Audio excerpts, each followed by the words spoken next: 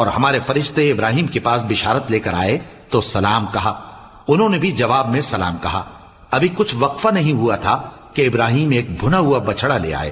پھر جب دیکھا کہ ان کے ہاتھ کھانے کی طرف نہیں بڑھتے، یعنی وہ کھانا نہیں کھاتے، تو ان کو اجنبی سمجھ کر دل میں خوف کیا۔ فرشتوں نے کہا کہ خوف نہ کیجیے، ہم قوم لوط کی طرف ان کے ہلاک کرنے کو بھیجے گئے ہیں۔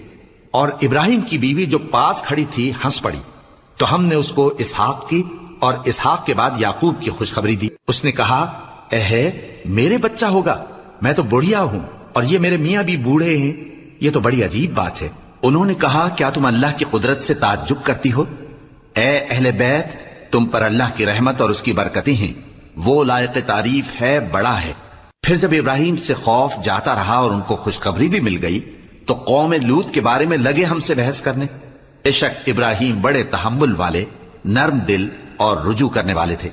اے ابراہیم، اس بات کو جانے دو، تمہارے پروردگار کا حکم آ پہنچا ہے اور ان لوگوں پر عذاب آنے والا ہے جو کبھی نہیں ٹلنے کا۔ اور جب ہمارے فرشتے لوط کے پاس آئے تو وہ ان کے آنے سے غمناک اور تنگ دل ہوئے اور کہنے لگے کہ آج کا دن بڑی مشکل کا دن ہے۔ اور لوط کی قوم کے لوگ ان کے پاس بے تحاشا دوڑتے ہوئے آئے، اور یہ لوگ پہلے ہی سے انتہائی بےہودہ حرکتیں کیا کرتے تھے۔ لوط نے کہا کہ اے بھائیو، یہ جو میری قوم کی لڑکیاں ہیں یہ تمہارے لیے جائز اور پاک ہیں، تو اللہ سے ڈرو اور میرے مہمانوں کے بارے میں مجھے بے آبرو نہ کرو۔ کیا تم میں کوئی بھی شائستہ آدمی نہیں؟ وہ بولے، تم کو معلوم ہے کہ تمہاری ان بیٹیوں کی ہمیں کچھ حاجت نہیں، اور جو ہماری غرض ہے اسے تم خوب جانتے ہو۔ لوط نے کہا، اے کاش مجھ میں تمہارے مقابلے کی طاقت ہوتی، یا میں کسی مضبوط قلعے میں پناہ لے لیتا۔ فرشتوں نے کہا، اے لوط، ہم تمہارے پروردگار کے فرشتے ہیں، یہ لوگ ہرگز تم تک نہیں پہنچ سکیں گے، تو کچھ رات رہے سے اپنے گھر والوں کو لے کر چل دو، اور تم میں سے کوئی شخص پیچھے مڑ کر نہ دیکھے، مگر تمہاری بیوی کے جو آفت ان پر پڑنے والی ہے وہی اس پر بھی پڑے گی۔